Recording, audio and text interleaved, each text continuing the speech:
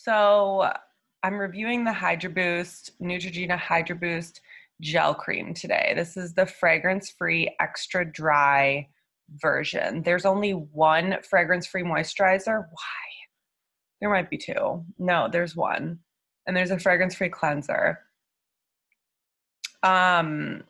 This is the fragrance-free extra dry Hydro Boost gel cream by Neutrogena. The Hydro Boost line is the blue. It's like the aquamarine blue skincare line that Neutrogena came out with a few years ago, and it's blown up. They have like a whole cosmetics range now. They have, I want to say, like upwards of 20 SKUs. They originally had 4 SKUs when they started this back in, like, I think it was 2008, 2011, something like that. It's doing very well for good reasons. And then prior to that, or around the same time, L'Oreal came out with their Hydra Genius line. So L'Oreal and Johnson & Johnson both came out with like a Hydra line at the same time, both focused on, like the whole plumping up the skin, hyaluronic acid focused line. So I've been obsessed, but I haven't like picked up the moisturizer for whatever reason. I was finishing what I had until like this last week. So I got this cream and I totally love it. I think it's very similar to the Laneige sleeping mask, but nothing irritating and nothing fragrant. Like, obviously. It's been a long day. Where's my wine? Okay. So, all right. This formula is definitely not like an all-natural type formula that I would normally go for, but I have become much more, I don't know, much less conspiracy theorist when it comes to ingredients and skincare, and much more like fact-based. And all of these ingredients here are, first of all, this is the full list right here, which you see, and then I broke it down so I could show you guys exactly what everything is and remember myself what everything is. Okay, my computer's collapsing on me. Come back. Come back. Come back. We must face the light. So awkward. Okay. So yeah, this is annoying. This is like hella annoying. Let's do something to reconcile this situation. Okay, here we go. Easy peasy. So this particular product is very jelly in texture, but it's a cream, obviously, gel cream. It's very jelly in texture. It's very similar to the Saturday Skin Glacier Water Cream or Belief Moisture Balm. It's almost like a translucent white color, and it moves like Jell-O. So the experience of it and the delivery system of it is it's just very compatible with what we want in skincare and what our skin loves and like drinks up. So this particular gel cream I'm just like totally obsessed with it. Okay, so any good moisturizer contains 3 components, maybe 4. So 3 components. It must contain a humectant. That's something that attracts water to the cells in your skin out of the air. It must contain an occlusive, which is going to trap that moisture in the skin. And it must contain emollients. Emollients are skin conditioners. They smooth out the texture of the skin cell. So those 3 components really make up what a good logically formulated moisturizer looks like. And then it sometimes also includes active ingredients. Let's say the sun is setting, my house faces the west. Don't ever do that. I live in a rental right now, but usually when I look for houses, I will never ever, or apartments, I will never ever. Oh, I reapplied my SPF, girl, don't worry. ever get a house or a apartment or anything that faces the west, but in this circumstances, I didn't care. I'm moving in like a week too, but this is why. Anyways, hopefully this isn't too distracting for you. The sun was behind a cloud, but anyways, so those are the three components of a good moisturizer. And then it'll often contain active ingredients too. Let's say like a glycolic acid, or if the active ingredient is like, I don't know, benzoyl peroxide. I'm just throwing this out here. So sometimes it'll also contain active ingredients. This is strictly like a solid everyday moisturizer. So it also has limited ingredients, especially for like a drugstore type brand. Like look at, there's, I mean, what is this, 15, 20 ingredients max. Sometimes they're like such a laundry list, and I love that this is pretty concise.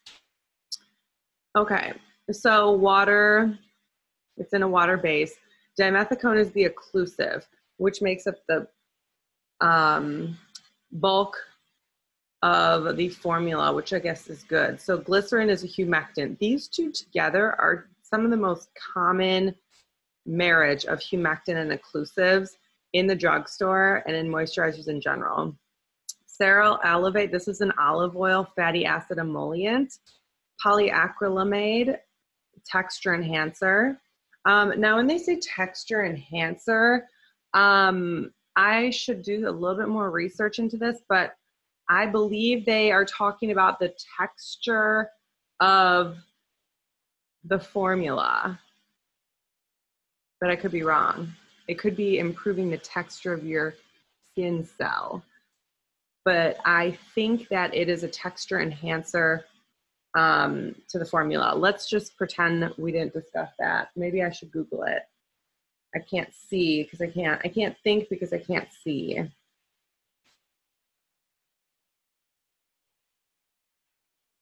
What is a texture enhancer in cosmetics? My brother's fucking Bluetooth is on. Is a texture enhancer in cosmetics?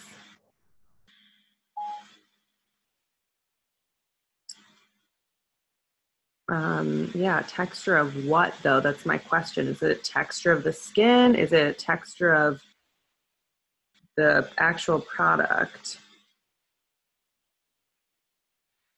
Oh, interesting. A film, it could be a film forming agent. This makes sense because I think it's the texture of the product. Correct me if I'm wrong, if you guys know. I think it's the texture of the product, but this is what could be causing. So remember how I told you this reminds me of Laneige water skin cream? Why am I water sleeping mask? That's what I was talking about. It forms like a film on the face. The same with this product, and that could be what's causing the film.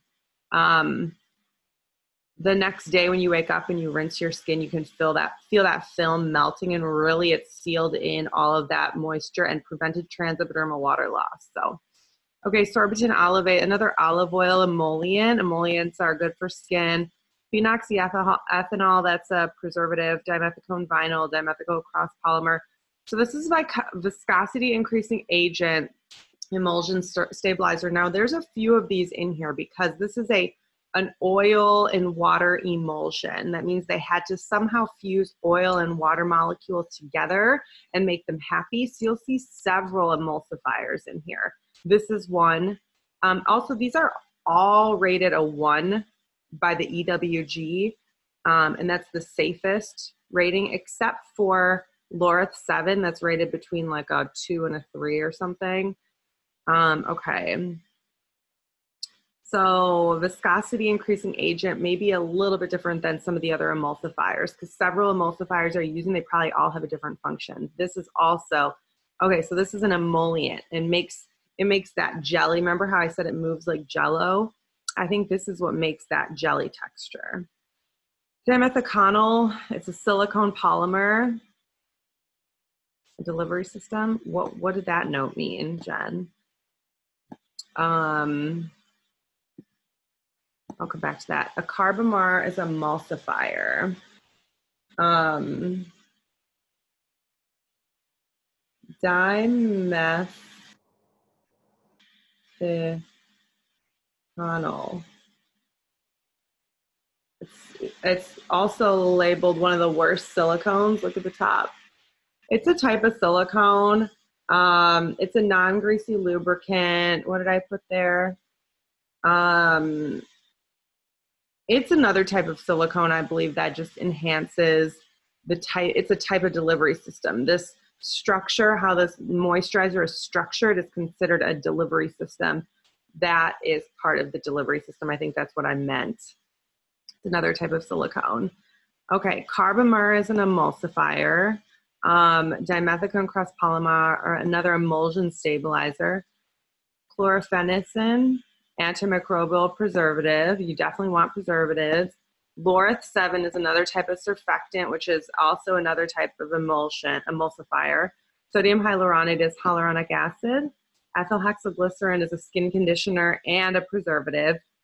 C12, 14 parith 12 is an emulsifier, and sodium hydroxide is lye, which sounds really scary, but a lot of companies use this to balance the pH. I don't know what in here would have brought the pH down so much, but sodium hydroxide is going to raise the pH to make it like a neutral. And a lot of times too, this actually evaporates and you don't even have to include it in the inky, but I guess there are some circumstances where you do. So that is the full ingredient list. You can see there's 1, 2, 3, 4, 5, 6, 7, 8, 9, 10. Okay, there's about 20. I don't want to bore you guys. There's about 20 ingredients. So in my opinion, that's pretty limited. You can see the structure. There's a lot of emollients. There's 2 humectants, glycerin and hyaluronic acid, and then a lot of occlusives. So there's a solid balance of the occlusives, emollients, and humectants. And there's different types of both, of all 3. So you're hitting, it's a very comprehensive moisturizer. And I see totally a difference in my skin when I use this. Like, I love it. It's not greasy, and I just feel like it's like attracting so much water and really plumping everything up. So I'm obsessed, clearly. But anyways, hope you guys enjoyed this. Please don't forget to subscribe, and I'll see you guys in my next video.